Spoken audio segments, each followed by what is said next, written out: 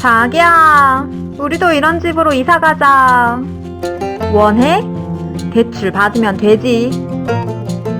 근사한 집으로 이사 가자는 아내의 말에 남편은 그까짓 거 대출 받아서 가면 되지 하며 거드름을 피웁니다. 2017년 공익광고 한 장면인데요.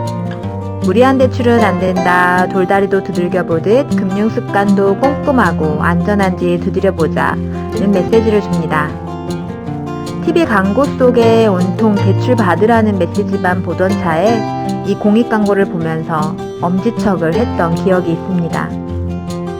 가정의 수입과 자산에 맞지 않는 무리한 대출은 정말 위험하기 때문입니다.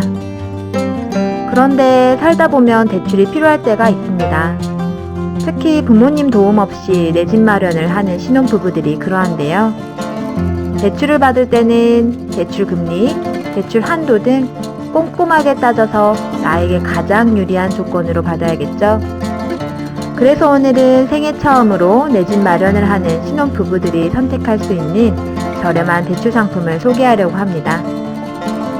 대표적으로 한국주택금융공사의 디딤돌 대출과 주택도시기금의 신혼부부 전용 구입자금 대출이 있습니다. 두 상품 대출 조건이 거의 동일한데요.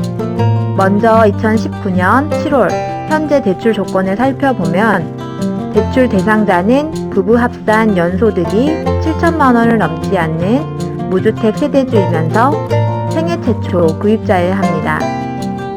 대출 금리가 저렴하다 보니 대출 가능 대상 기준이 조금 까다롭습니다. 다음으로 가장 중요한 금리 조건과 대출 한도를 알아볼까요? 대출 한도는 LTV 70%를 적용하여 최대 2억 2천만 원까지 가능하며 대출 신청은 소유권 이전 등기 접수일로부터 3개월까지 가능합니다. 참고로 LTV란 주택담보대출 비율을 말하며 LTV 70%란 쉽게 집값의 70% 이내에서 대출 한도가 결정된다고 생각하시면 됩니다. 다음으로 대출 금리는 최저 1.7%에서 최대 2.75%입니다. 대출 기간과 소득 수준에 따라서 금리 조건이 달라지는데 여기에 우대금리를 최대 0.8%까지 적용할 수 있습니다. 우대금리는 다음과 같습니다. 1.